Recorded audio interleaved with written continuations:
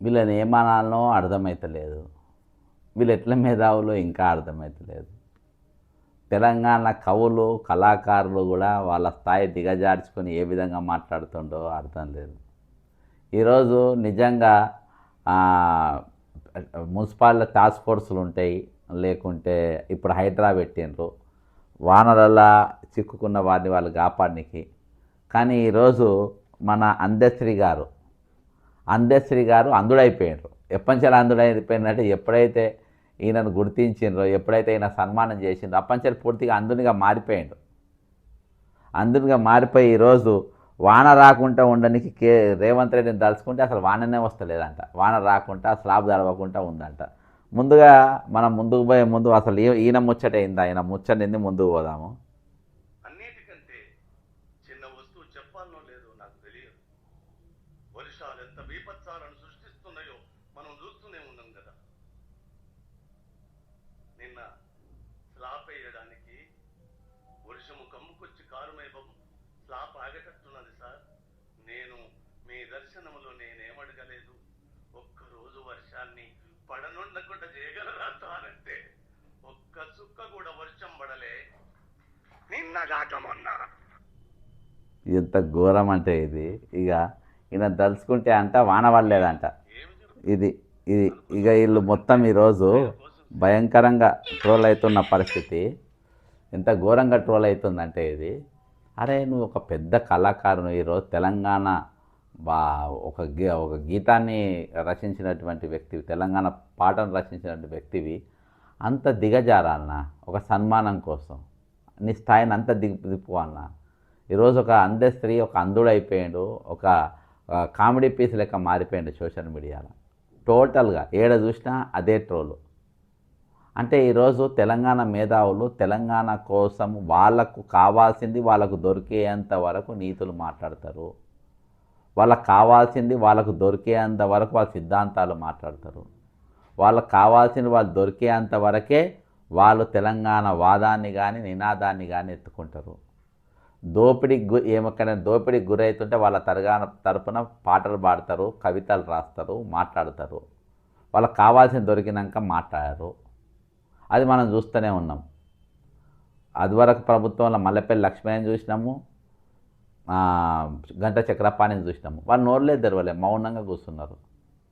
దశపతి శ్రీనివాస్ అయితే వాళ్ళ ప్రభుత్వంలో ఉండే, వాళ్ళందరూ ప్యాక్ చేసుకొని కూర్చుంటారు. ఎంత అన్యాయాలు జరిగినా లోపల గునుక్కునవచ్చు కావచ్చు, కానీ ఏడ నోరు తెరవలే, ఎందుకని మాకు కావాల్సిన చైర్మన్లు మాకు ఇచ్చిండ్రు, మా పిల్లలు సెటిల్ కానికి మాకు సహాయం చేసిండ్రు. ఈరోజు మేము మా కుటుంబం హ్యాపీగా ఉన్నాం. మేము ఉంటే చాలు, ఎవడెట్లా చచ్చిపోతే మాకేంది, రైతులు చచ్చిపోతే మాకేంది, భూములు గుంజుకోకపోతే మాకేంది, ఫ్యాక్టరీల పేరుతోని ఈరోజు కంపెనీల పేర్లతోని భూములు గుంజుకుంటుంటే మాకేంది. ఈరోజు ఆ రోజు కాళేశ్వరం ప్రాజెక్ట్ కోసం భూ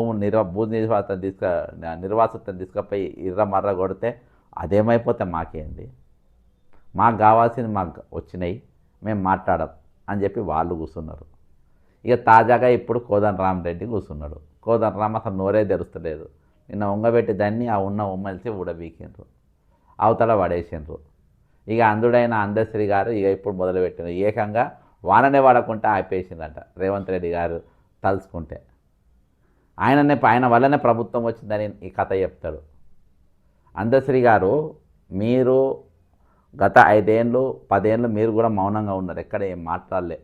గత ప్రభుత్వానికి వ్యతిరేకంగా మీరు ఏం ఉద్యమం చేసింది ఏం లేదు, కనబడకుంటే ఏం చేసింది. నేను ఒకసారి మీకు ఫోన్ చేసిన, ఎందుకు చేసిన అంటే మీ పాట దాన్ని ఏది మన తెలంగాణ గీతంగా అంటే అధికార పాటగా పెట్టాలి, ఎందుకు పెడతలేరు అంటే మీరు దాని మీద స్పందించలేగా. నేను స్పందించిన మాట్లాడిన బాబాసాహెబ్ అంబేద్కర్ గారికి వరంగల్ ఒక రీప్రజెంటేషన్ కూడా ఇచ్చిన, ప్రభుత్వానికి కూడా రీప్రజెంటేషన్ ఇచ్చిన. మీరు మాట్లాడలేదు, నీ పాట గురించి కూడా కొట్టలే, కానీ నీ పాట తరపున కూడా బక్క చేసిన కొట్లాడింది. నా దగ్గర ఆధారాలు ఉన్నాయి, కొట్లాడిన ఆధారాలు కూడా ఉన్నాయి, మాట్లాడిన ఆడియో వీడియో టేపులు అన్నీ ఉన్నాయి.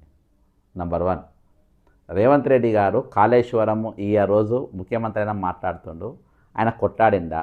మేయా కృష్ణారెడ్డి అంటూ తెలంగాణను దోచుకుందని ఏ రోజైనా ఈస్ట్ ఇండియా కంపెనీ అని చెప్పి మాట్లాడిండు, ఎక్కడైనా మళ్ళీ తర్వాత మాట్లాడినా కొట్లాడిందా? ఈరోజు ఆయన తీసుకుపోయి కోరంగల్ లిఫ్ట్ ఇరిగేషన్ వరకు ఆయన బాజాబ్తా దగ్గరుండి ఇచ్చిన పరిస్థితి. 12,000 కోట్ల జీఎస్టీ అని ఎగ్గొట్టింది, ఎవరైనా మాట్లాడినరా? మిషన్ భగీరథ అనేది ఒక పెద్ద స్కామ్ అని చెప్పి ఎప్పుడైనా ఆయన మాట్లాడిందా? ఏ స్కామ్ టీఎస్పీఎస్ పేపర్ లీక్ అయితే ఈయన మన తెలంగాణ బంద్ పిలిచింది? అసలు ఒక్క బంద్ పిలుపు దేని మీద నన్ను ఇచ్చిందా రేవంత్ రెడ్డి గారు? ఏడ ఉద్యమం చేసిండు? ఆయన వల్లనే ఈరోజు ప్రభుత్వం వచ్చిందని చెప్పే ప్రయత్నాలు చేస్తారు. ఆయన చెప్పుకుంటాడు, నీయసంటోళ్ళు చెప్తారు. ఎందుకంటే మీకు తైలాలు ఇస్తారు కాబట్టి అంత దిగజారాల్సిన పరిస్థితి ఎందుకు అయిపోయింది? ఎందుకు అవసరం ఏమున్నది?